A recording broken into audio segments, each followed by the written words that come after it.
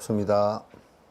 음, 음, 조금 코로나에 대한 좋은 소식도 있는 것 같습니다.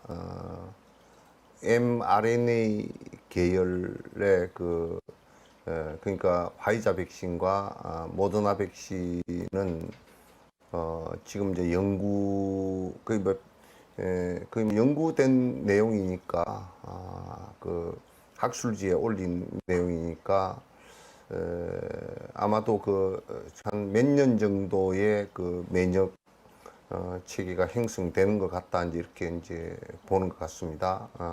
그래서 상당히 좀 고무적이다라는 생각도 이제 하게 됩니다. 그래서 어쨌든 간에 지금 우리나라의 백신, 코로나가 번지고 있는 그런 부분들도 거의 맞지 않은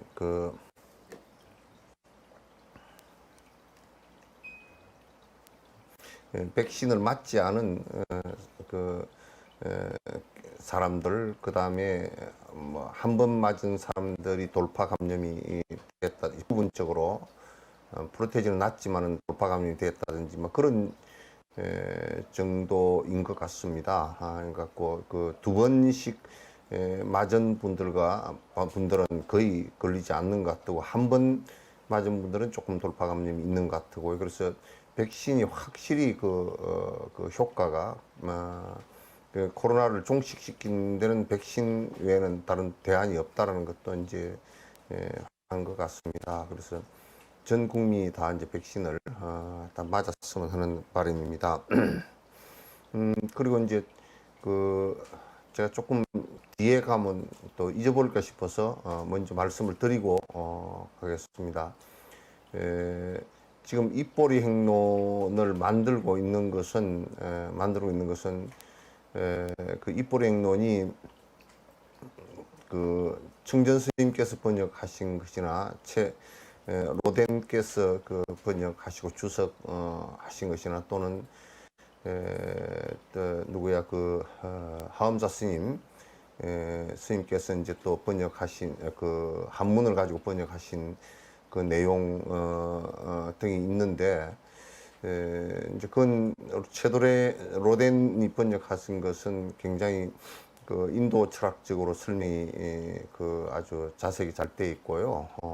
또 그런 특징들이 있는데, 이제 제일 중요한 것은 개송을 원래는 운율을 갖고서 전부 다 이렇게 송하고 독송을 하게 할 수 있게끔, 그러니까 우리 이산 해원선사 발음문처럼 시조문학처럼 그렇게 되어 있는 것인데, 그게 안 돼 있어서 우리가 문사수 수행을 하는데 좀 문제가 있어서 제가 다시 그걸 갖다 전부 다 시조체로 4343, 3434, 44, 4분의 4박자로 전부 다 바꾸었거든요. 그래 독송을 하기 위해서, 우리 수행하기 위해서 그것을 보는 것이기 때문에 독송을 이렇게 이제 하기에 만들었거든요.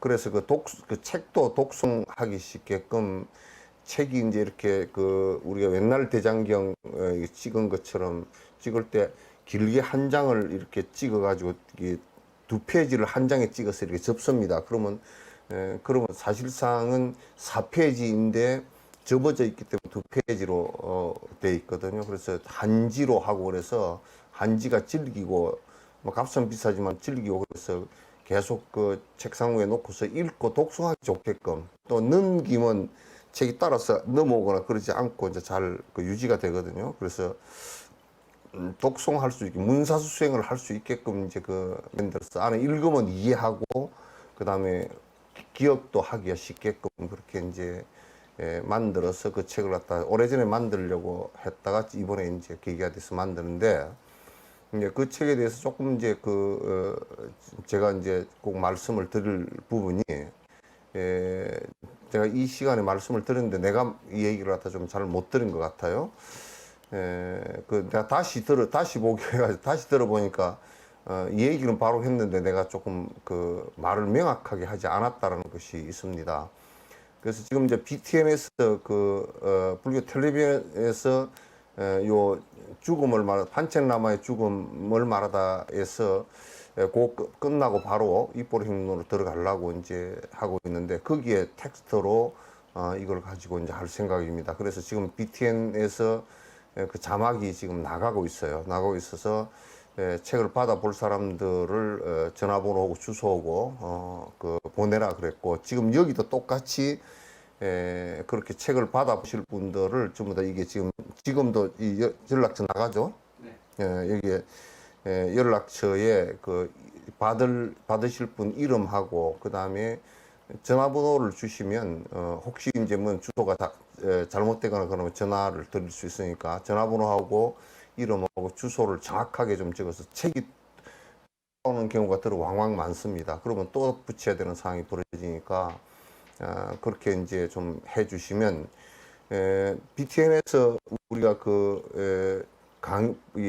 강의를 하는데 법문을 하는데 책을 갖다 전체 이렇게 무료로 배포를 하려고 그럽니다. 그거는 석천사 신도도 또 마찬가지고 다 전체 다 똑같이 적용되는 얘기입니다. 그러나 요 책을 갖다 이제 만드는 비용이 권당 원가가 한 11,000원 정도 맥히거든요. 그러면 한 3,000권이면 3,300만 원 정도 되고, 또 이제 요것이 3,000권 가지고 되겠습니까? 그 뒤에 책이 더 나갈 건데, 그 뒤에는 이제 이 한지로 하지 않고 조금 건당 한 5,000원, 4,000원 정도 되게끔 해서 이렇게 그 책을 더 계속 출판을 해서 계속 더 요구하는 사람들은 계속 강의하는 도중에 계속 보낼 겁니다.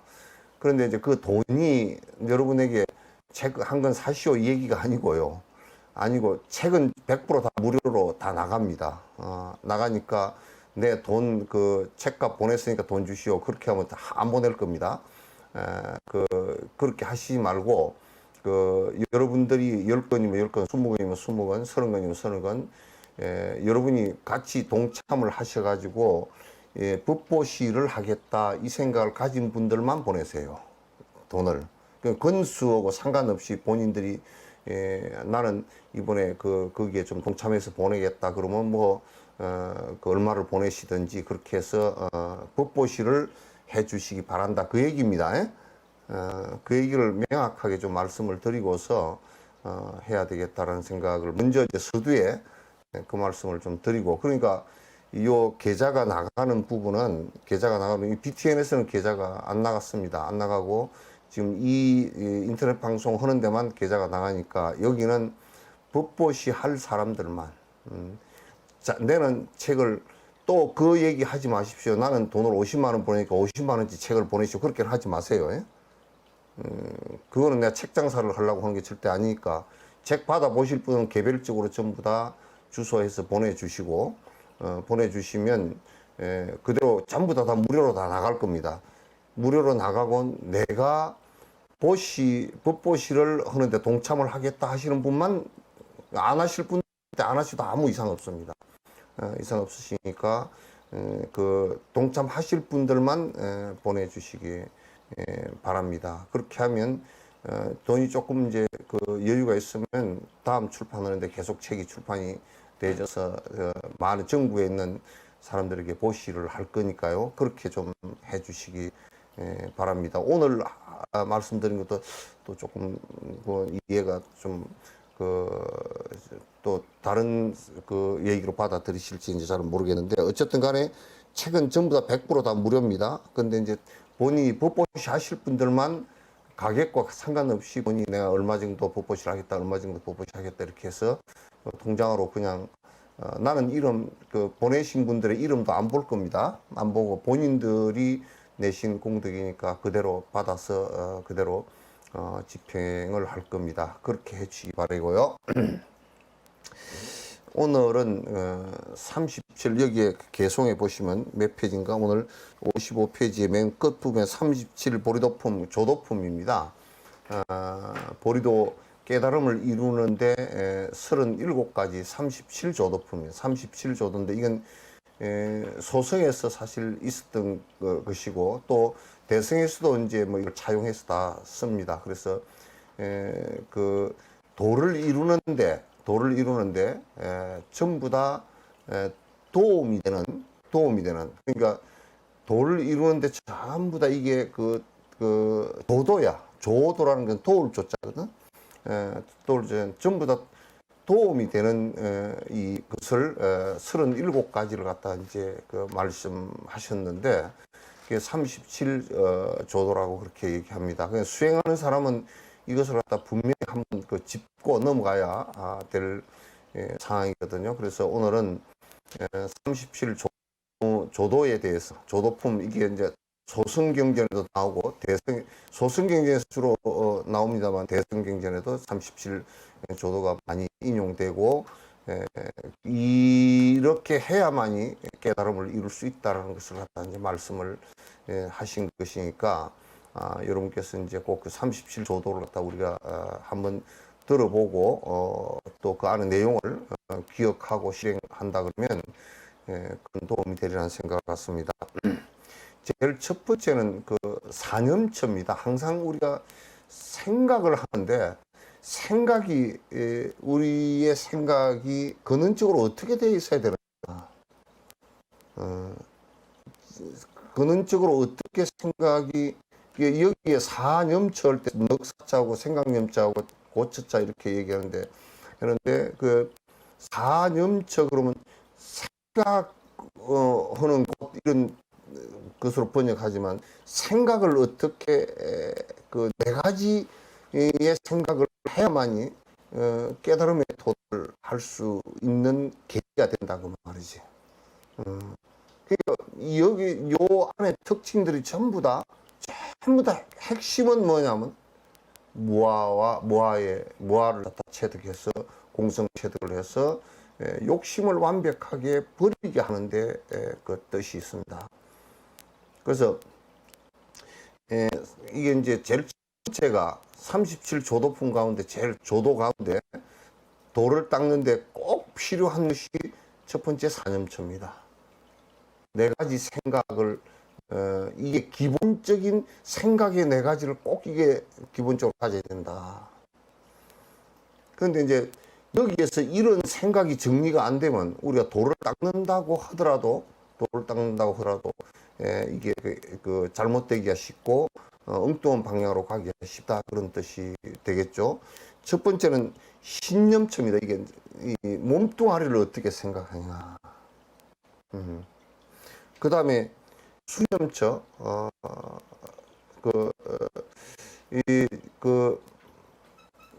이제 수념처라는 것은 받아들일 숫자하고 지금 이제 우리가 지금 그 인식하고 받아들이는 이 상황을 얘기하는 거예요. 그 다음에 심념처, 마음이라는 것을 어떻게 둬야 되느냐. 그러니까 우리가 이제 몸과 지금 감각으로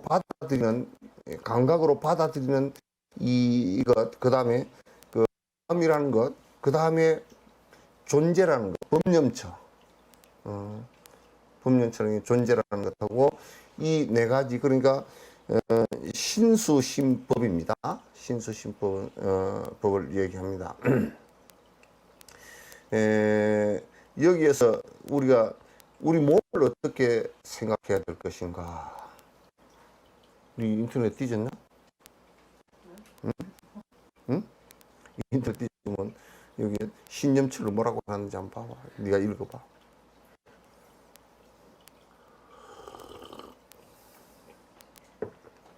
응? 읽어봐. 신체를 있는 그대로 통찰하여 마음을 응? 챙기. 신체를 있는 그대로 통찰하여 마음 챙기. 그건 이제 엉터리로 신체를 있는 그대로 통찰하여 마음을 챙겨. 그게 뭔 소리야?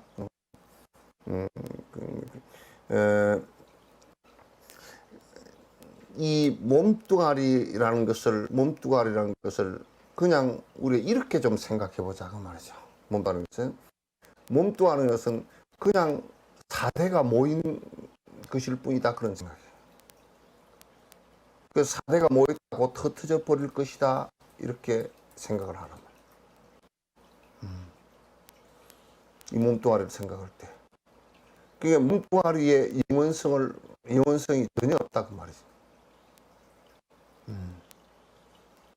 그래서 이 몸뚱아리를 생각할 때, 아, 이거는 태어나면 반드시 지수화품으로 형성되어졌다가 이게 사라져 버릴 것이구나, 이 생각을 갖는단 말이에요. 지금 내가 전부 다 요것을 그 인터넷상이나 이런 데는 내가 아까도 들어오기 전에 잠깐 찾아보니까 막 애매하게 얘기를 해놨어. 뭔 소리인지 잘 모르게 애매하게 해서.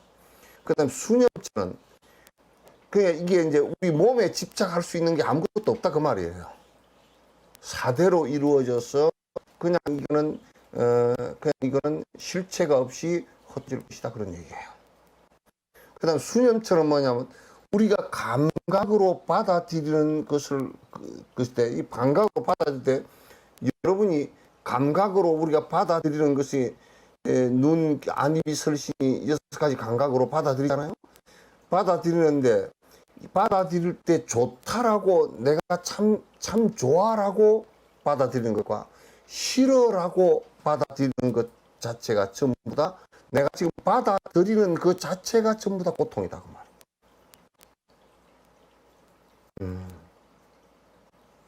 말이에요. 고라고 생각.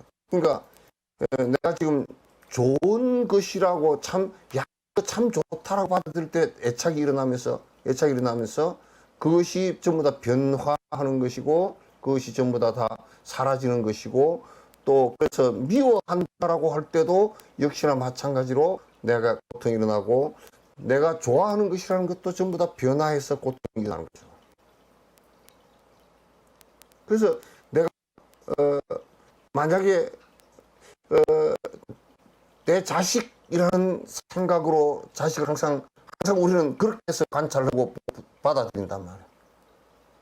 자식이 늙어가는 모습을 보고서 고통스럽고, 자식이 죽는 모습을 보고 고통스럽고, 자식이 가난해지는 모습을 보고 고통스럽고, 내가 받아들이는 그 자체가 고란 말이에요. 내가 지금 좋다라고 받아들이는 것은 우리는 즐겁다라고 말하지만 그 즐거운 것이 아니고, 내가 받아들이면서 애착하는 것, 좋아하는 것, 싫어하는 것이 모두 다 감각기관으로 받아들이면서 고통스러운 일이잖아.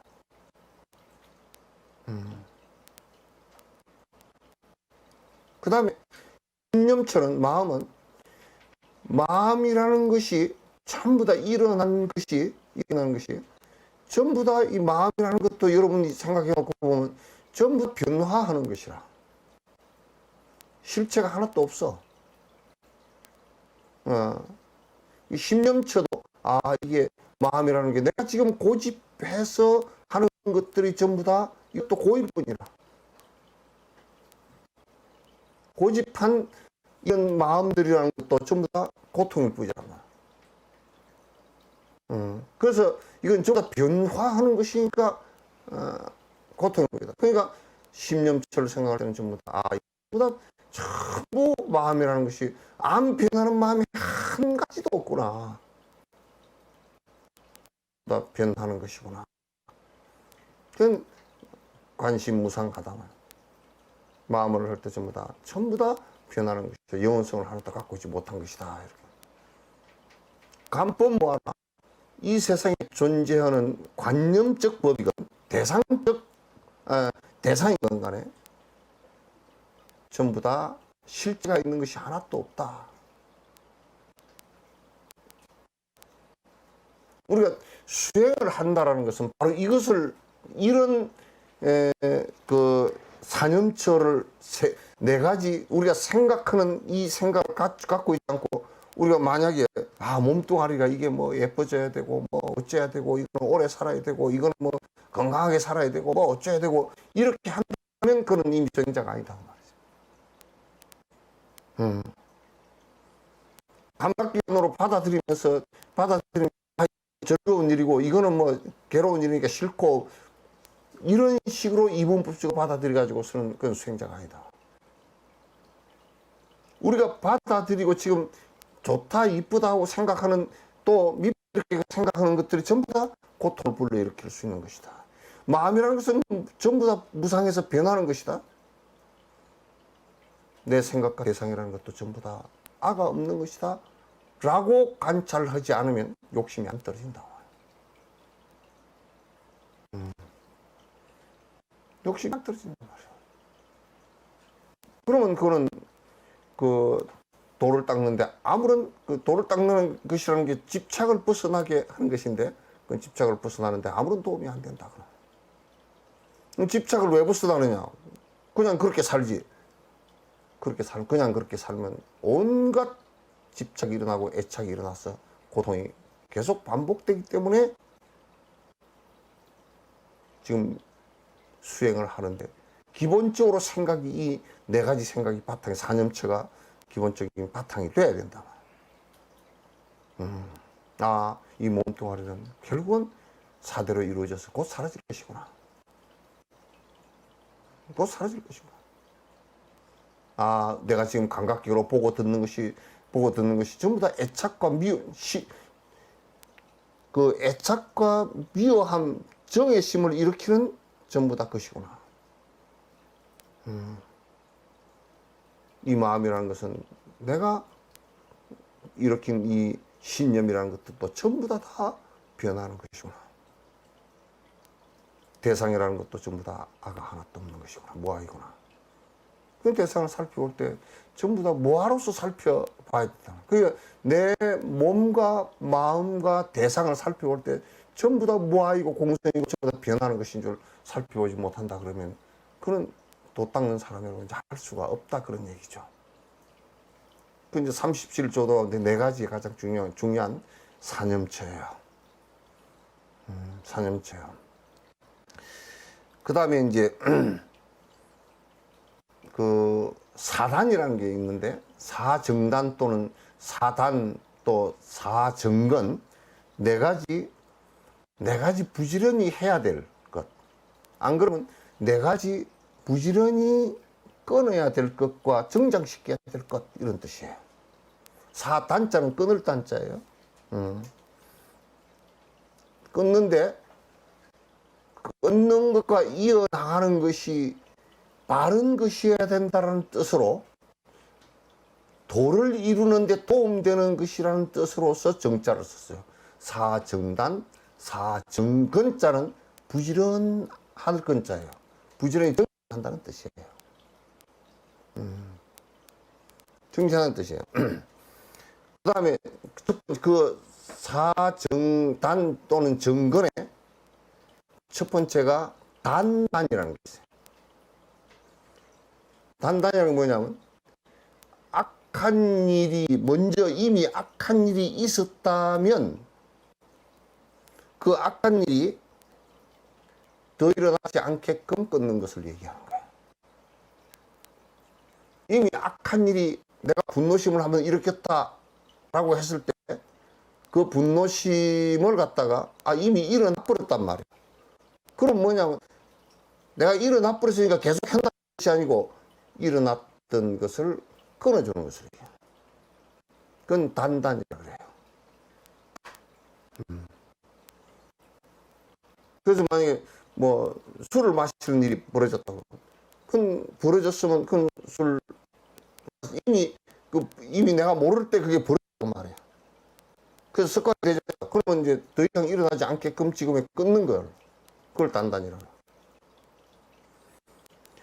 그 다음에 율이단, 계율율자할 때 율이단이라는 것은 뭐냐면 율이단은 아직 일어나지 않은 악한 일들은 이런 미리 단속해서 일어나지 않게끔 하는 것이에요. 그러니까 앞에 그런 단단은 이미 일어나서 습관화되어 있는 것을 끄는 것을 하는 것이고 지금 내가 습관이 안 돼 있지만은도 나는 뭐 술 별로 안 먹어. 내가 술을 예를 들면 술을 안 먹어. 그러니까 술을 안 먹으니까 뭐 가서 술 먹는 사람 옆에 가서 앉아 있어도 되고 뭐 어쩌고 저쩌고 이렇게 하면 안 된다 그 말이에요. 이미 일어나지 않은 것은 악한 일이 이미 아직 발생이 안 했으면 더 발생 안 하게끔 딱 끊어줘야 된다. 수행을 하는데 이제 이게 굉장히 중요해요. 그런데 우리는 한경에 이런 걸 다 무시해버리고 하니까 문제가 자꾸 발생을 한다고. 그 다음에 수호단이라는 것은 수호단, 지킬 숫자, 보할 노자.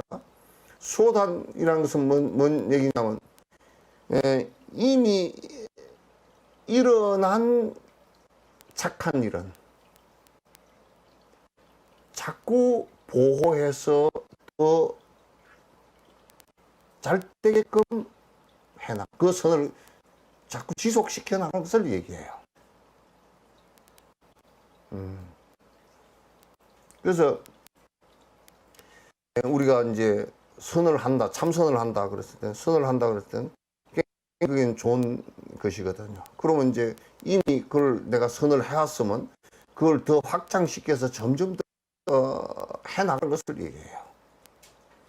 남에게 보시행을 부지런히 했다 그러면 보시행하는 것을 갖다 이미 자꾸 내가 보시행을 한 번 했으면 2번 하고 3번 하고 4번 하고 계속 더 확장되게끔 해나가는 거예요. 해나가는 거예요. 그 뭐 한두 번 했는데 이제 남들 했을 때 그만이다 이렇게 생각하면 그는 이미 선이 더 확장이 안 돼요. 그 다음에 이제 수호단 다음에 그 숫자 수단 그러면 뭐냐면 선이 착한 일이 아직 안 일어났으면 내가 그렇게 안 했으면 나는 그런 습관은 없어. 이게 참 이게 별 얘기 아닌 것 같아도 여러분 실행을 해보면 나는 많은 그 신도들이나 성녀들을 대하면서 이런 부분을 굉장히 안타깝게 생각할 때 많거든. 이를테면 자원봉사 좀 하십시오 그러면 나는 그런데 그런데 별로 관심이 없어요. 그걸 안 해버린다고. 안 해버려. 그 이를테면 무슨 절에 공양 올리고 그러고 뭐 대웅전 짓는데 기둥감을 하나 하면 뭐 집안 그 미국 아파트 무너지듯이 그렇게 안 무너집니다. 뭐 그렇게 하면 좋아서 얼른 하나 하는데 기복적인 것을 부추기려고 하는데 그건 선이 아니거든요. 착함이 아니거든. 자기 복 받으려고 하는 일이 그건 착함이 절대 안 된다고. 그런데 이러한 좋은 일이 있으니까 보시를 하십시오. 그러면 나는 그게 안 하고요. 나중에 뭐 대웅전 치면 쓱가리 하고 기둥하고 하랍니다.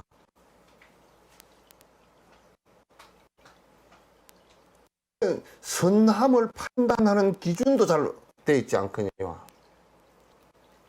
선이 착함을 키지 않는 내 마음속에 그게 없는 사람은 아예 하려고 안 해버려요.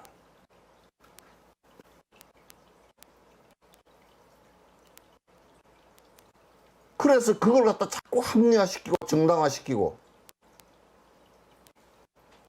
안 한다. 그래서 수행을 하는데 악한 것이 일어났으면 그걸 자꾸 끊어서 더 이상 안 되게끔 만들어야 되고 일어나지 않은 악한 것은 더 일어나지 않게끔 해야 되고 착한 일이 있으면 그걸 자꾸 더 정장시켜야 되고 착한 일을 갖다가 선행을 일으키지 않았을 때는 그걸 선행을 갖다가 일으키라고 애를 써야 돼요. 그래야 우리가 도의 길로 나아가죠. 그래서 이제 이것을 갖다 사단, 사정건 이게 이제 이 얘기는 이렇게 굉장히 쉬운 것 같은데요. 실제 이게 잘 안 됩니다. 실제 잘 안 돼요. 그래서 선한 마음을 일으키지 않은 사람은 결정코 이게 참 머릿속에요. 입력이 안 돼 있으면 그게 그냥 없어도 내 생각이 안 나오고 내 말이 안 나오고 내 행동이 안 나와도 그냥 괜찮은 것처럼 돼버려요.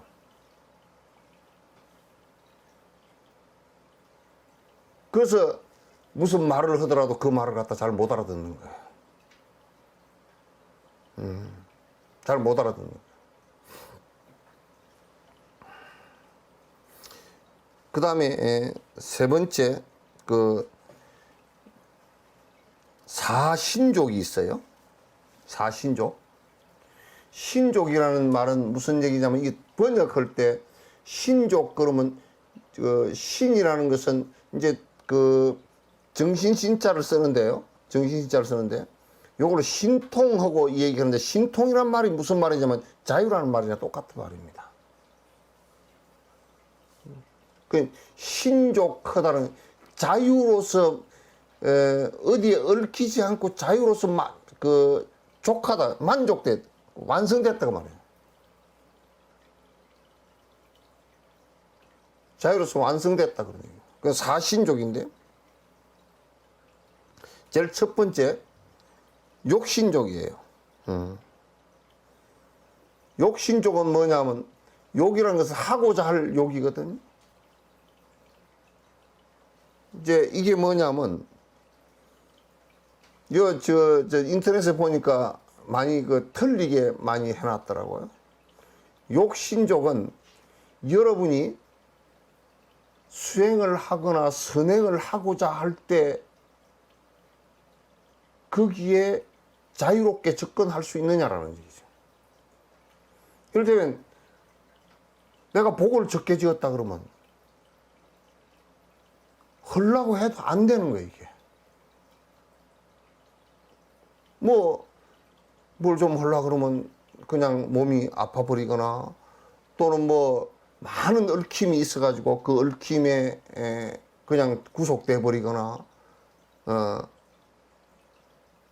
여러분들도 지금 정진 좀 하려고 그러면 영감님이 안 놔주고 애들이 안 놔주고 뭐 돈이 그렇게 안 되고 집이 안 되고 다 안 돼. 그러니까 나중에 뭐라 그러냐면 나중에 나이 좀 먹고 좀 나이 먹으면 늙어서 안 돼 또. 늙어서 안 돼. 이게 욕신족이라는 것은 내가 선행을 하고자 여러분도 선행을 내가 야 어디에 뭘 좀 하고자 해도 난 돈이 없어. 남에게 베풀어 본 적이 별로 없어가지고 전부 다 써버리고 돈이 지금 없고 주려고 그러더라도 내한테 주머니에 돈이 없거나 또는 주머니에 돈이 있다 손 치더라도 줄 생각 자체가 없거나 그럼 양쪽 다 두 개 다 가난한 거야. 그럼. 그래서 선행을 하거나 베풀거나 할 때 자유롭지 못해. 수행을 하고자 할 때도 자유롭지 못해.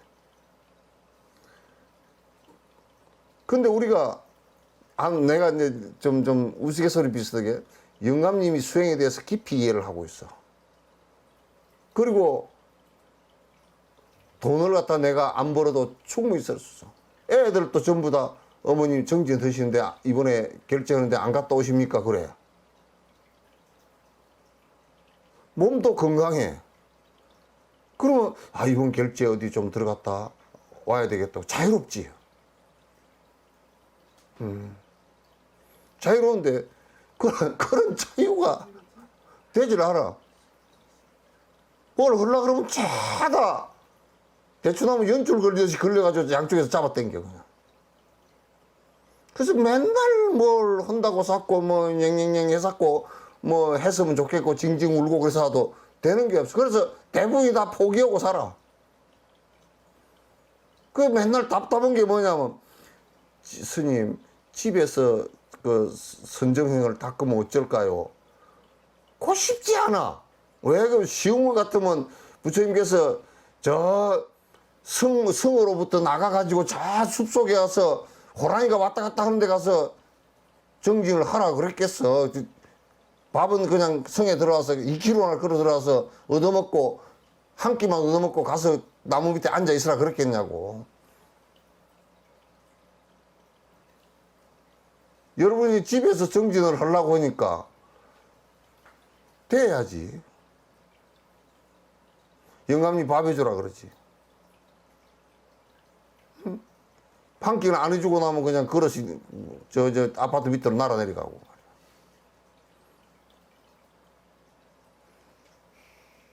뭐 또 좀 이제 난 직장도 안 다니고 좀 몇 개월 좀 쉬면서 공부 좀 하려고 그러니까 돈이 없지.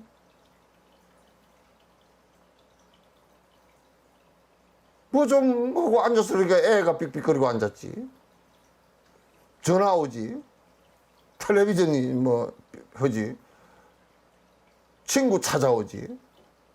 놀러 가죠. 요즘에는 그렇게 연결이 잘 돼 가지고 뭐 친구가 어디 가자 그러면 또 안 갈 수도 없고 쫓아가야 되고, 또 남자들은 사업을 하니까 술 한잔 하자 그러면 또 나가가지고 술 한잔 하고 나면 한 일주일 정지는 게 한 잔 넘으면 다 날아가 버리고 없거든. 없거든. 그렇게 전부 다 자유롭지 못해. 그게 전부 다 내 욕망의 끈앞으로부터 묶인 것들이란 말이야. 그러면서 이제 정직을 강력하게 하려고 하는 사람들은 맨날 그래. 내가 왜, 누구는 그러더라고. 스님, 진작 좀 알았으면 그냥 남편도 안 만나고 시집 가기 전에, 장가 가기 전에 그냥 출가를 해버렸을 건데. 근데 그때는 얘기해도 못 알아들어. 지금 하려고 보니까 전부 다 족쇄가 다 채워져서 쩔쩔매니까 그러죠. 그래서 다 끊고 공부한다는 일도 그게 전생에 오랫동안 선근이 쌓아져서 그게 좀 자유로워져야 돼요. 네? 막 여기 지금 얼굴에 주름으로 들어오신 분은 다 자유롭죠. 돈에도 자유롭고 자식으로부터도 자유롭고 남편으로부터도 자유롭고 다 자유롭죠. 내 정신력으로부터도 자유롭고.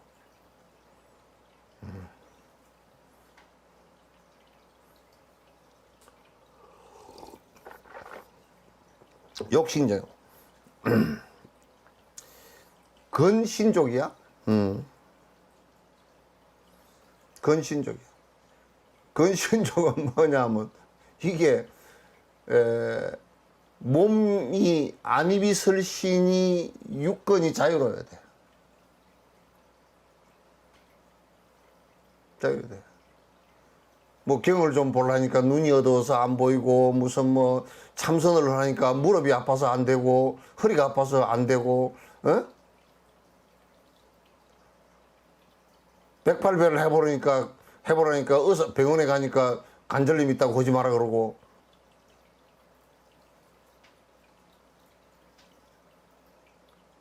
그런데 항상 그래. 항상 내가 그렇게 얘기하면 뭐라냐. 그렇게 무릎 안 아플 때는 왜 안 했어 물어. 그때는 몰랐는데요. 그래서 성근이 없다라는 거예요. 약하다는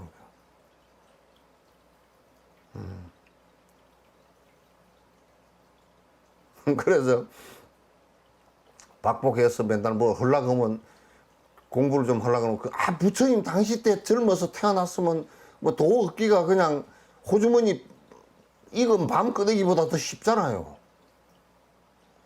근데 태어나서 보니까 뭐 어디 저 한국이라는 총구석에서 그거 막 오만 삿된 것들이 부글부글 하는 데서 겨우 불교라고 찾아갔더니 절에 찾아갔더니 부처님 사진만 붙여놓고 하는 짓은 양두구육이라. 응? 양머리 내 걸어놓고 양고기 팝니다 걸어놓고 뒤에서 개고기 팔어.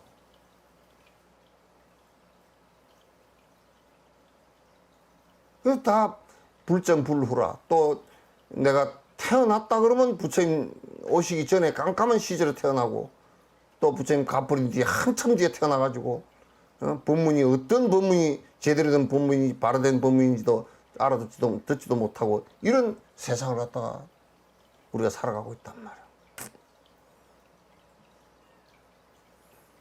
그것도 우리가 또 하나 제일 눈 어두운 것은 그래도 안경 끼고라도 볼 수 있고 귀가 어두운 것은 보청기 끼고라도 볼 수 있고 들을 수 있고 그렇게 하는데 뇌가 나쁘면 머리가 나쁘면 보통 일이 아니야 또.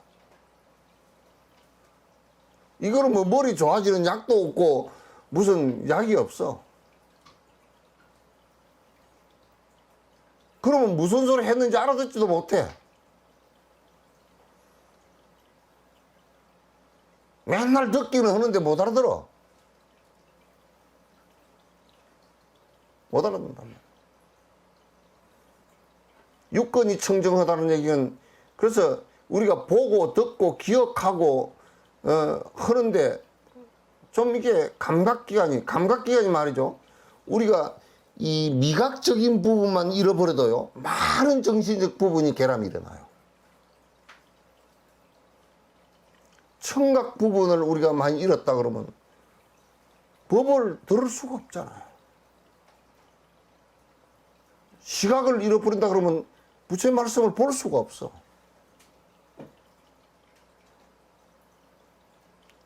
그러니까 우리가 공부를 한다는 것이 이 감각기관의 자유가 있어야 돼. 그 우리 머리가 아주 옛날 뭐 용수보살 같은 그런 이는 경을 한 번 보고 다 외웠다는 거야. 부처님 경전을 한 번 읽어보고 처음부터 끝까지 다 그냥 주룩 외웠다는 거야. 나란타 대학의 대학생은 나란타 대학에 불이 한 번 났대요. 나가지고 경을 갖다 전부 다 경이 타져버렸는데, 탔는데, 그 안에 경이 다 타버렸으니까 외우는 사람 머릿속에 있잖아요. 그래, 참 진짜 용수보살 같은 이가 말이야. 그런 큰 서성이 있었던가 봐.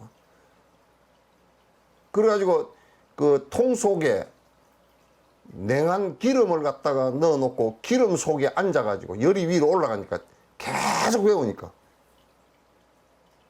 옆에서 사람들이 같이 도우고 그 스님이 쭉 경을 머릿속에 수백 건의 경을 갖다 다 외워서 싹 다시 적어낸 거야.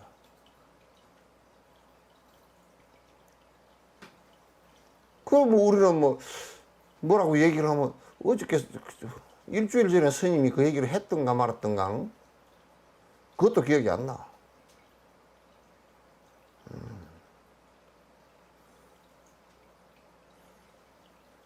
그래서 건신족이 일어나야 돼. 그런 이 건신족 이게 이제 제대로 일어나야 돼. 그 다음에 신신적이야. 그러니까 이제 이게 마음의 자유가 일어나는데 이것도 이제 결국 선정하고 또 연결이 되어 있어요. 연결되어 있는데 이 마음이라는 것도 우리가 그 마음의 그 장애들이 많다고. 정신적 장애들이 엄청나게 많아. 편견도 많고 삿된 견해도 많고 맥힌 견해도 많고 고집도 많다고요. 그래서 이런 고집이나 맥힌 견해나 이런 것이 없이 이렇게 자유롭게 내가 진리를 추구해 나가는데 고집되어지거나 잘못되어진 견해나 이런 것을 갖지 않고 해 나갈 수 있는 거예요. 그 다음에 이제 볼관자 관시족인데, 관신족은 뭐냐면 사유하는데, 관찰하는데, 관세음보살님은 관찰하는데 자유자재한 분이라. 그래서 우리가 경을 보고서도 부처님 말씀을 보고서 그것이 무엇을 말하는 것인지를 잘 관찰하는데 자유로워야지. 글은 읽었는데 안에 내용 관찰하는 내용이 아무것도 없다 그러면 그건 정말 한심한 거지. 글밖에 모르는 거지. 그래서 이런 것들은요, 우리가 이제 욕신족이나 근신족, 심신족, 관신족 같은 거, 이건 자유로움이 일어나는 것은 전부 다 내가 예비 수행들을 갖다 철저히 하는 데서 그 공덕이 이루어지는 거예요.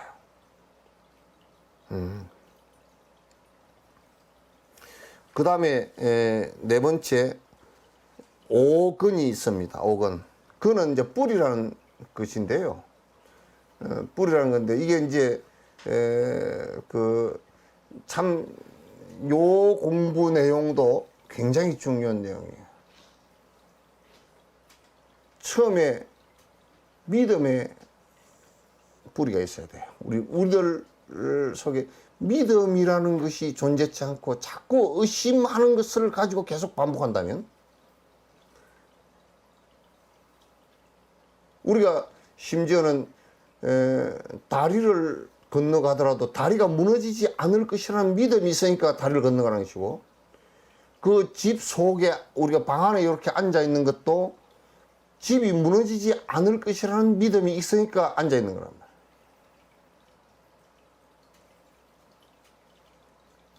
이 부처님 말씀이 깨달음으로 들어갈 수 있다라는 말씀의 믿음의 뿌리가 깊어야 흔들리지 않고 들어갈 수 있는 것이거든.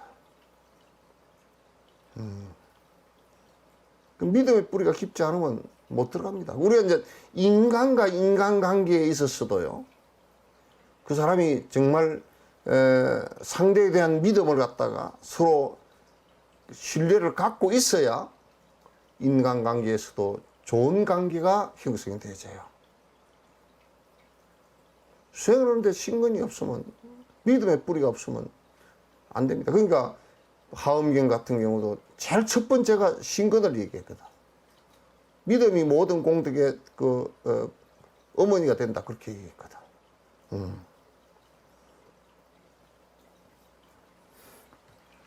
그 다음에 이제 건건이라 그러는데요. 건건은 뭐냐면 부지런할 건자예요. 뿌리 건자고. 이거 뭐냐면 내가 부지런히 하려고 하는 그 뿌리가 있어야 돼요. 신념이 있어야 돼요. 내가 기도를 한다 또는 참선을 한다 그럴 때는 꾸준하게 내가 부지런히 해 나가는 이 힘이 있어야지. 그렇지 않고 조금 오다 말고 조금 오다 말고 뭐 말로만 하고 말고 그렇게 하면 하나도 자기 변화가 일어나지 않죠. 근데 보통 사람들은 이렇게 이제 약간 믿음의 뿌리가 있다 손 치더라도 부지런히 하지를 않아요. 근근이 안 돼요. 그래서 이 사람은 한번 가르쳐 주면 믿음의 뿌리도 있고 부지런하게 하는 힘도 있어서, 그 뿌리가 있어서 가르쳐 주니까 부지런히 하고 있더라. 한 3, 4년 뒤에 보니까 옛날에 가르쳐 준 것보다 훨씬 더 깊이 있게 매일 쉬지 않고 할 수 있더라고. 그런 사람한테는, 정진을 부지런히 하고 있는 사람한테는, 근근이 있어가지고 정진을 부지런히 하고 있는 사람한테는 보면 알거든요. 너 부지런히 정진하냐 그거 묻지 않아요. 아니까, 질문하는 것도 들어보면 아니까. 그러나 우리 신도들 같은 경우는 부지런히 공부하라 그래 놓으면 네 대답은 찰떡같이 해놔놓고 안 해. 안 해. 잘 안 해.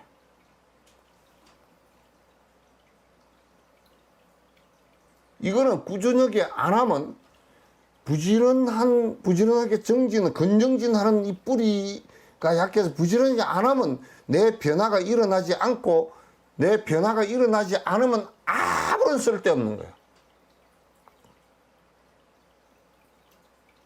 아무런 의미가 없어요.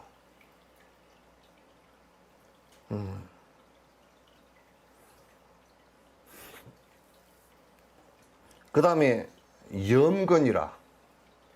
이게 염자는 생각 염자인데, 이 생각의 뿌리, 무슨 얘기냐면 부지런하게 정진하겠다는 신념이 강하게 있어야 돼요.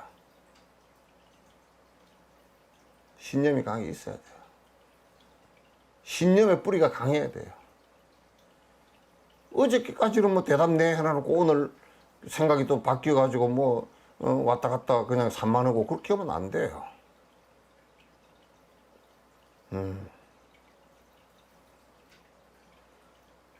그래서 이 신념이 강해서 오늘 정진하고 내일 정진하고 3년 뒤에 4년 뒤에 5년 뒤에 6년 뒤에 그 정진하고자 하는 의지가 점점 강해지고 그 염건의 뿌리가 깊어져서 의지력이 확고해야 돼요.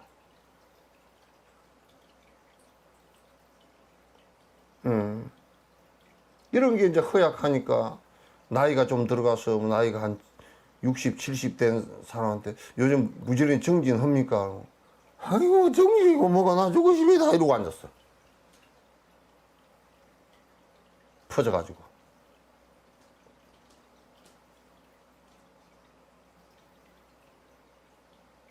그렇게 되면 안 되는 거예요.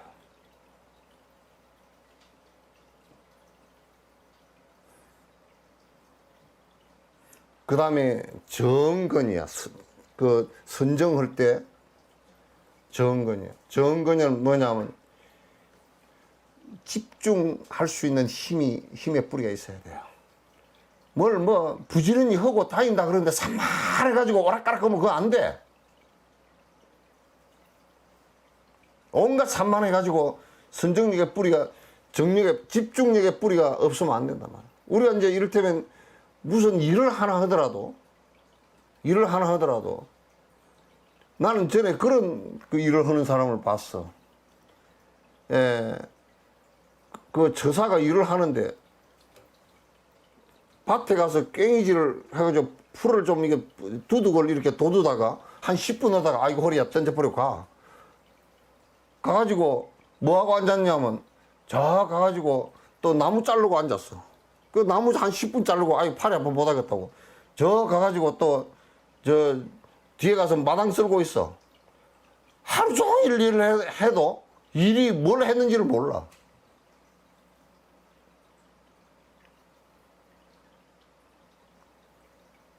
무슨 일을 하더라도 거기에 집중할 수 있는 힘이 있어야 돼요. 그러니까 사마타를 이루는데도 사마타가 어느 정도 딱 그 주력을 하고 앉거나 하두를 들고 앉거나 앉으면 거기에 산매에 들어가는 게 한 3, 4분 내에 들어가야 돼.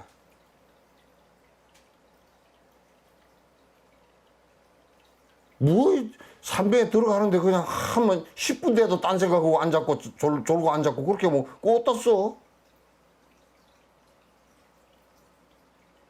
암직에도 쓸 데가 없지.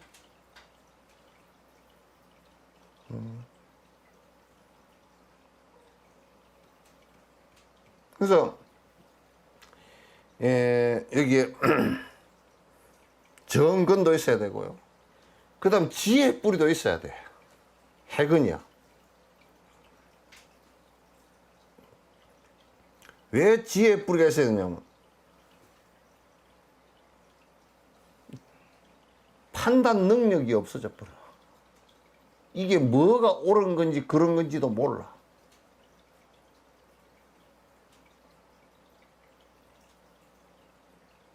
산신 할아버지 모셔놓은 곳인지 부처님 모셔놓은 건지 그것도 구분할 필요가 없어.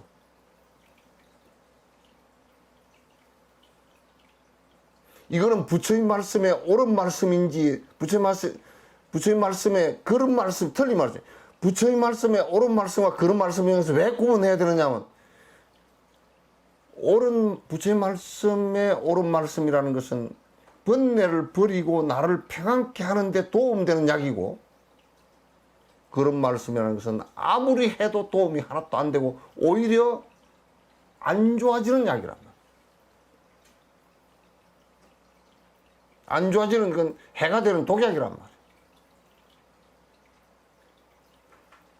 그래서 이걸 정법에 대한 구분이 해근이 없으면 실컷 가서 뭔 들었는데 가서 바라문교 듣고 앉았든지 실컷 들었는데 라센시 법문을 보고서 아 이거 그럼 부처님과 똑같더라고 이러고 앉았고 우리 보살들 제일 한심한 것은 아이고 뭐 기독교나 캐톨릭이나 불교나 다 똑같은 종교죠. 뭘 똑같아.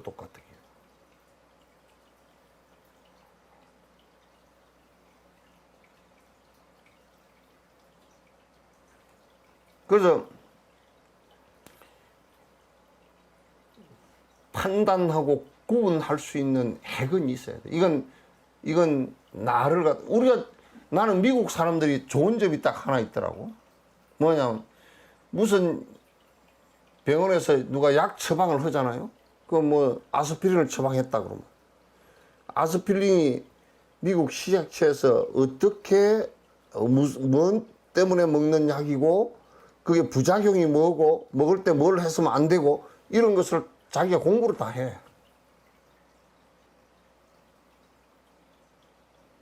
그래서 그 약에 대해서 훤히 알아. 우리는 나부터 그래. 약을 한 빨대기 줘도 그냥 의사가 먹으라 그러니까 다 먹어 그냥. 다 주워 먹어.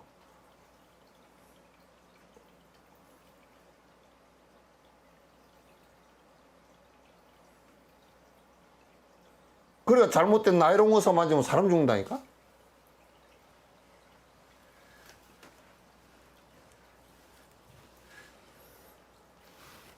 그래서 우리가 해근이 있어서 이게 그 내가 판별을 해보고 우리는 참 그게 전생에 있었던가 봐요. 나는 초등학교 다닐 때도 솔직한 얘기로 누가 틀린 얘기를 하면 지금 내가 생각해봐도 몇 가지 이렇게 생각하면 아 저건 틀린 얘기다. 그때 당시 판단했던 게 지금도 그대로 판단이 된다고.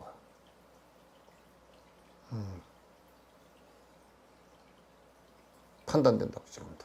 저건 아니다.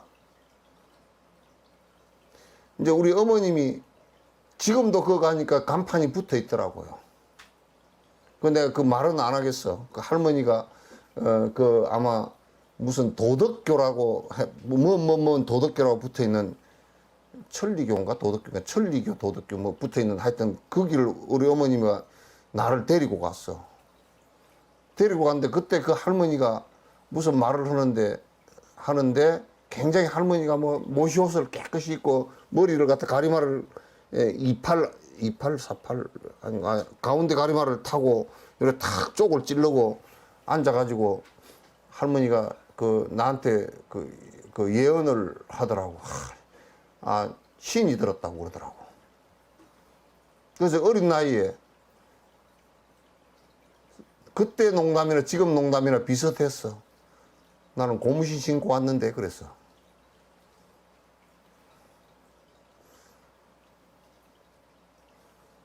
할머니 얘기를 나도 우습게 생각했다고.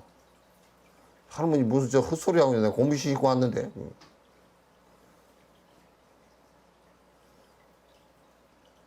그 할머니가 뭐 한 30분 얘기했는데 전부 다 옳은 말이 한마디도 없더라고. 그 나오면서 그래서 어머니 여기 왜 왔냐 그랬어. 너 때문에 왔다 그러더니. 그래서 내가 나오면서 우리 어머니한테 한 말이었어. 어머니 때문에 왔군요. 내가 그랬어. 그때 나이가 한 9살에 그 정도 됐을 거야.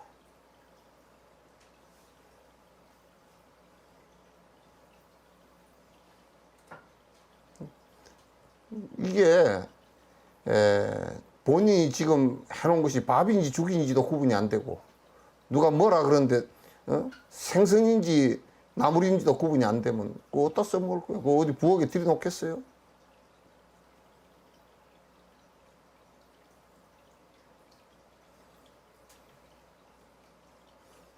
지금 우리 불자들이 그런 식으로 되어 있단 말이야. 응? 해근이 없어서. 해근이 약해서.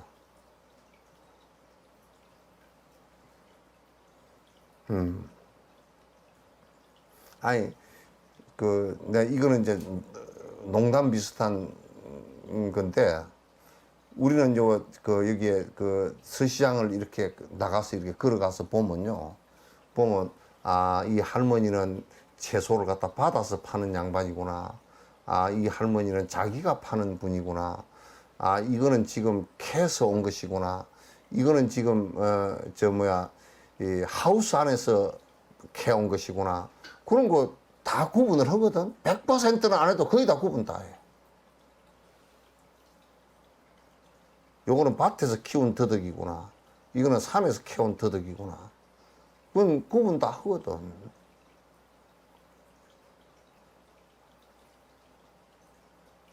여러분도 시장에 나가서 그거 다 구분하시죠? 예.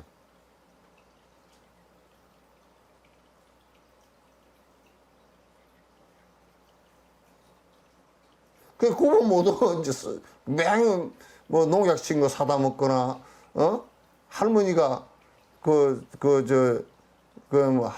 이거 좋아요. 저번에 나가니까 뭐냐면 냉이를 캐가지고 팔더라고. 그래서 할머니 이거 냉이를 그냥 밭에서 캔 거예요. 내가 일부러 물어보니까 예, 밭에서 캐십니다. 좋습니다. 보니까 하우스를 이렇게 하는데 하우스 요 안에서 그 하우스 비닐 옆에서 큰 거야. 그러니까 내가 그래서 할머니 요거는 하우스 옆에서 캤네요. 그러니까 그때서 그랬습니다. 그래도.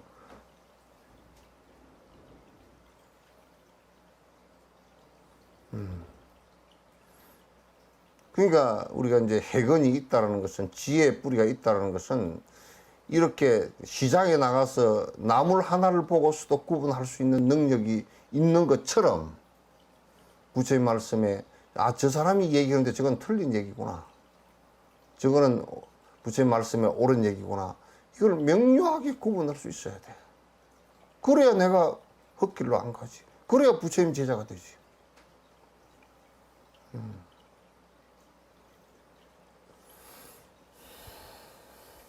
그래서 그걸 갖다 이제 오근이라 그러고 그 다음에 오력이 있어요. 오력이. 그 이제 그 뿌리라는 말과 같이 겹쳐지는 얘기인데 첫 번째가 신력이거든. 믿음의 힘이라. 그 전에는 믿음의 뿌리이지만은 이거는 믿음의 뿌리가 있으면 믿음의 힘이 생겨. 믿음의 힘이 생긴다고. 그러니까 믿음의 힘이 생기면 우리가 믿음의 사람 관계도 세속 관계에서 사람 관계도 믿음의 힘이 신근히 믿는 것이 있어야 믿음의 힘이 생겨서 거기서 사업도 크게 서로 할 수 있고 이런 것이 생기지.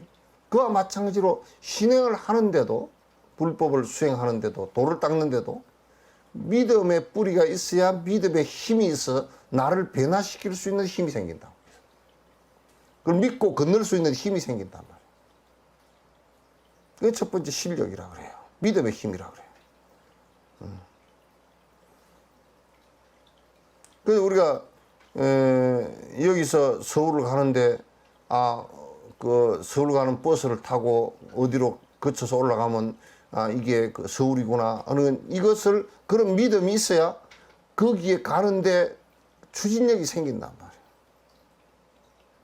선행을 하는데도 이게 선행을 하면 이게 어떤 내한테 도움이 되고 어떤 내 마음의 변화가 일어나고 나한테 마음의 평화가 어떻게 해서 일어난다는 것을 알게 되고 그러면 지금 믿음의 힘이 작동을 하는 것이.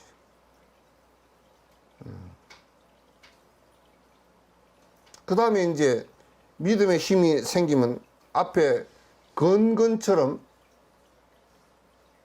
부지런하게 정진하는 뿌리가 있으면 정진력이 생겨요. 부지런하게 정진하는 힘이 생겨요. 그러니까 여러분도 자꾸 이게 정진도 가속이 붙도록 열심히 노력을 해야 되는 거야.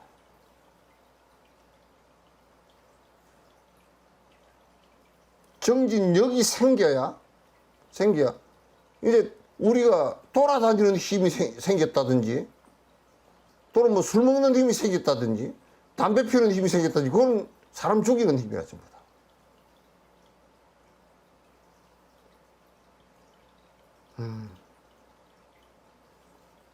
그래서 부지런하게 정진하는 힘이 발동을 해야 그래야 부지런히 정진을 해서 내가 도를 이루든지 그렇게 할 거란 말이에요. 그 다음에 염력이에요. 염력은 의지력이에요. 내가 강력하게 부처님처럼 돼야 되겠구나. 열심히 보살행을 해야 되겠구나. 또는 바른 법을 갖다가 하나하나 이렇게 실천해서 하나하나 결과가 좋은 결과가 나오도록 해야 되겠구나. 이런 정신력이 강력해야 돼요. 그러면 그 정신력이 나온다고. 정신력이 정진하는데 정신의 힘이 모아지면 그거는 늙어 죽을 때까지도 깨닫지 못하더라도 정진하다가 돌아가신다고. 그 이제 이게 정진력이 없으면 그냥 중간에 가다 허지부지 돼버리고 안 돼. 염력이 없으면 말이죠. 그 다음에 정력이야. 선정의 힘이 있어야 돼요. 그래서 어지간한 일에서는 흔들리지 않고 부동의 마음이 돼야 된단 말이에요. 흔들리지 않고 부동의 마음이 딱 되고 그렇게 되어져야 되는데 이게 이제 정력이라 그래요.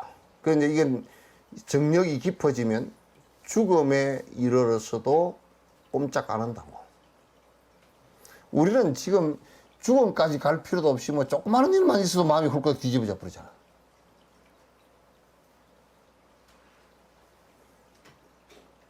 조그마한 일만 있어도 마음이 훌쩍 뒤집어지고 못 쓴단 말이야. 제일 이 세상에 두렵고 큰 파장이 일어나는 것이 죽음이거든. 죽음의 사선에서도 꼼짝하지 않고 선정력의 힘으로서 이게 죽음의 사선에서는 선정력이야. 선정력이 받침이 안 되면 절대 죽음의 두려움을 갖다 피하기가 힘들어.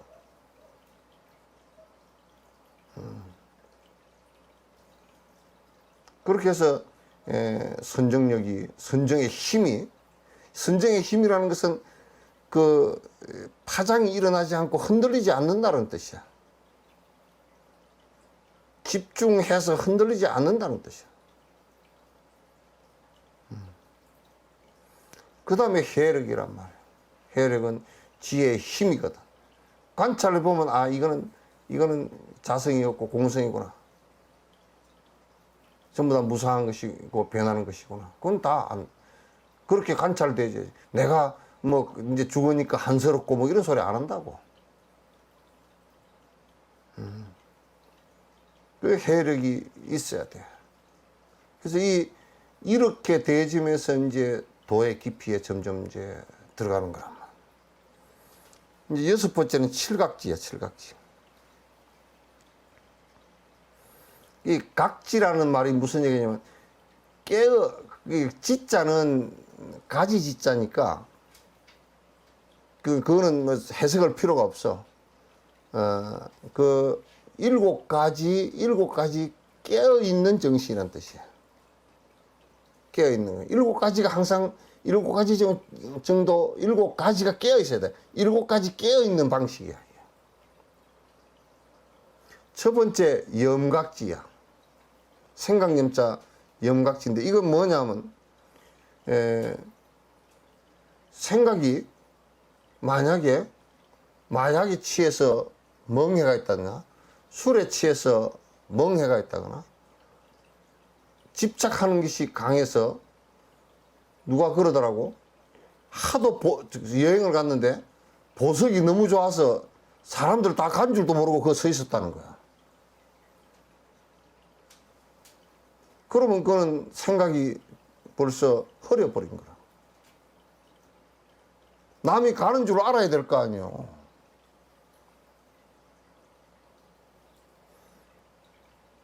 또는 명상이라는 것을 하면서 아무 생각 없이 앉아있다?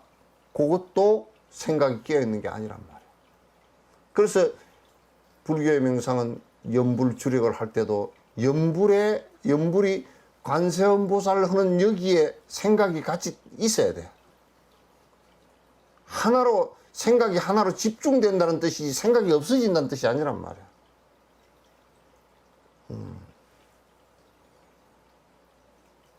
그 다음에 택법각지야. 택법이라는 게 뭐냐면 이게 법이고 이거는 법이 아니고 요걸 내가 이걸 갖다 정지를 하는데 정확하게 바른 법을 갖다 선택을 하는 거라. 그게 택법각지야. 바른 법을 선택하는 깨어있는, 선택해서 그 바른 법으로 정진하는 깨어있음이 있어야 된다.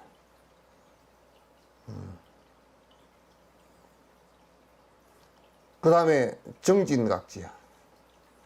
내가 지금 이렇게 정진을 하는 것이 옳은 것이다. 이를테면 사마타 정견을 세우고 바른 견해를 세우고 또 사마타 수행을 하고 집중이 되어져서 또 비파사나 수행을 해서 비파사나를 닦아서 이게 정신이 이런 수행을 해야 된다라는 것을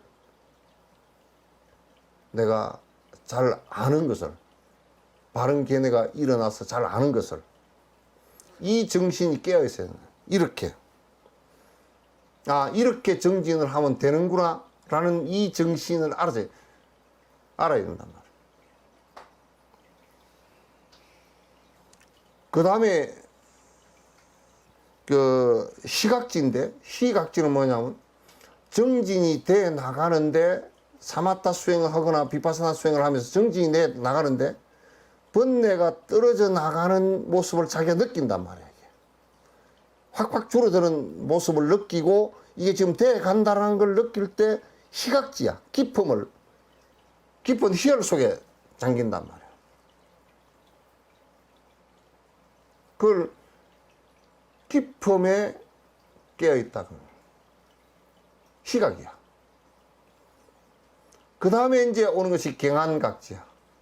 몸과 마음이 아주 번뇌가 거의 90% 이상 날아가 버리면서 아주 몸과 마음이 가뿐해지고 마음도 가뿐해지고 몸도 가뿐해지고 경안이야. 편안해지고. 경안으로서 깨어 있어야 돼.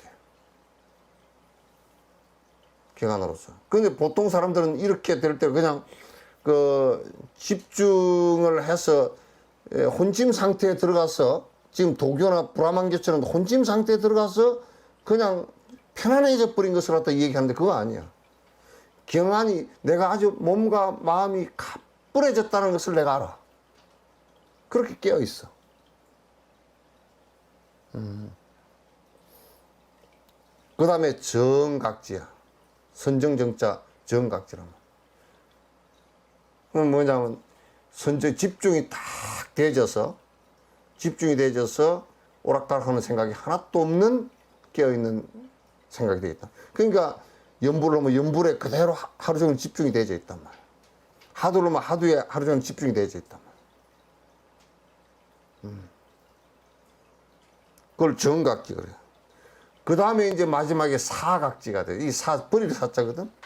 사각지는 뭐냐면 그러기 때문에 지금 내가 내 몸뚱아리와 내 마음이라는 것도 다 이게 실제가 아니구나 하고 다 버릴 수 있는 마음이 다 된다고요. 그 내 마음으로부터 내로부터 이게 집착이 다 떠나버리면 다 떠난 상태가 돼버려. 다 떠나버리는 상태가 된다고.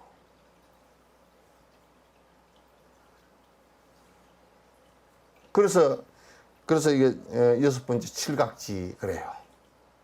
이게 전부 다 이제 도를 닦아 나가는데 이걸 잘 37조도를 잘 살펴보면 문제가 될 수 있는 부분들이 다 걸러져요. 그 다음에 이제 마지막으로 팔정도예요. 8가지 이제 이렇게 하면서 살아가는데 또 8가지 팔정도 수행을 쭉 이렇게 해 나가면 깨달음이 오래지 않단 말이야. 제일 처음 정견이고, 정견은 부처님 말씀에 대한 바른 견해이고, 응? 그러면 부처님 말씀에 대한 생각들로서 내가 살아간다 그런 뜻이에요. 부처님 말씀을 바로 이해하고 우리는 부처님 말씀 아닌 것을 실생활에 너무 많이 쓰거든.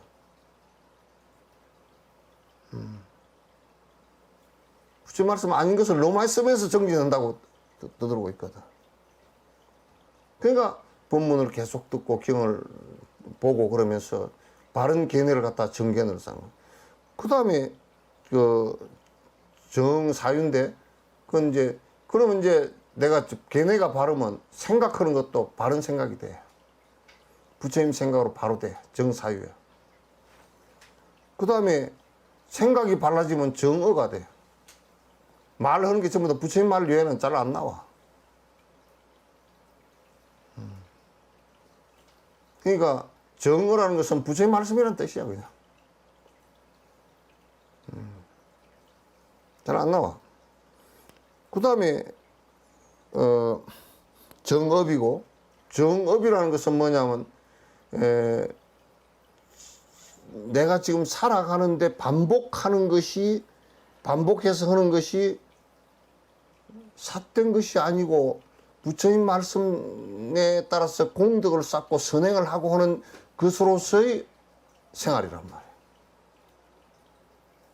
바른 업을 갖다 쌓게 된단 말이에요. 그 다음에 정명이야. 생활 태도가 발라야 돼. 명은 이제 그 생활이에요. 생활이. 근데 내가 만약에 도둑질 생활을 하면서 정견을 갖고 있다. 그걸 말할 수가 없잖아요. 도둑질을 하면서 정어를 한다고 말할 수도 없잖아요. 도둑질을 하면서 정사유를 한다고 할 수도 없잖아요.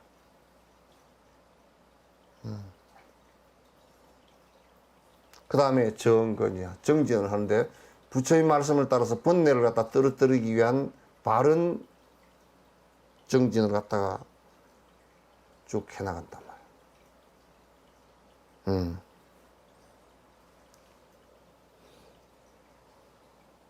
정업, 정명, 정건.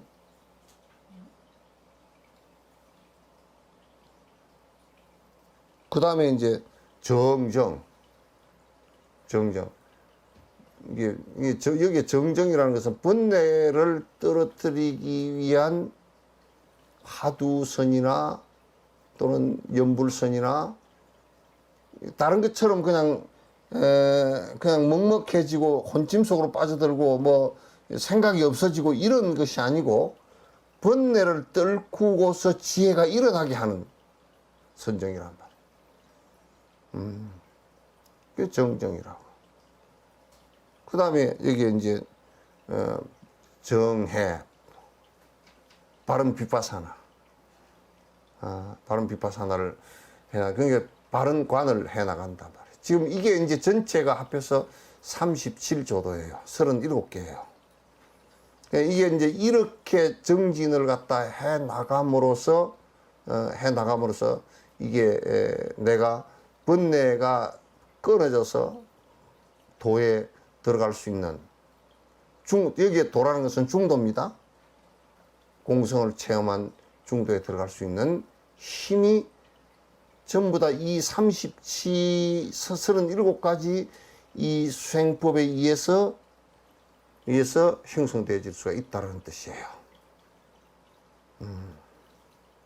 그래서 여러분이 37조도품을 갖다 꼭 한번 이렇게 깊이 자꾸 생각해보고 그렇게 하셔야 됩니다. 그래서 37조도품은 출리를 행하는 성품이야. 이게 뭐냐, 출리라? 세상의 세속적 번뇌로부터 벗어나게 하는데 그 본뜻이 있다는 거예요. 이렇게 실행을 하면, 37조도를 실행을 하면 세상의 번뇌로부터 벗어난다고 말이죠. 그래서 도를 이루게 되는 성질이, 이 본질이 거기에 있다고. 37조도는 도를 이루게 하는 본질을 갖고 있단 말이에요. 도를 이루려고 그러면 이걸 갖다, 이 법을 실행을 하라고 말이에요. 우리가 열이 났을 때 해열제를 먹으면 해열제는 열을 갖다 내리게 하는 성질을 갖고 있다. 그 약의 성질이거든. 이 37조도는 이와 같이 번뇌를 떨구게 하는 성품을 갖고 있다고. 공성의 성품은 자성이 이 공하다는 공성의 성분, 대상으로 하는 것이 텅 비어 있을 뿐인 것과 대상으로 하는 것들이 전부 다 그 대상으로 하는 것과 그 대상을이라고 여기는 나하고 이게 다 실제로 자성이 없이 텅 빈 것이라. 자성이 없이 비어 있는 것이라. 상이 없음과 적정으로서, 그러니까 모양이라는 것이 실제 하는 것이 아니고 전부 다 변화하는 것이라는 것과 또 자성이 없음으로써 고요하단 말이야. 비어있다. 적정이다. 세 가지의 성품은 괴로움이 없고 무지가 없고 해탈의 성품으로 벗어나게 한다. 이것은 뭐냐면 이 세 가지 그 성품은 괴로움이 없어지게 하고, 그러니까 자성이 없다는 것을 알므로써 괴로움이 없어지게 하고, 또 무지한 거꾸로 된 생각을 갖지 않는다. 잘못된 생각을 갖지 않는다. 잘못된 생각을 갖지 않게끔 하는 성질과, 그렇기 때문에 구속되지 않고 자유로운 해탈을 갖다 이룩하게 할 수 있는 성질을 갖고 있다. 그런 성질을 갖고 있다.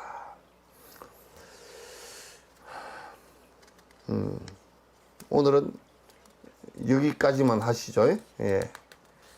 다음 주에 뵙도록 하겠습니다. 고생들 하셨습니다. 예.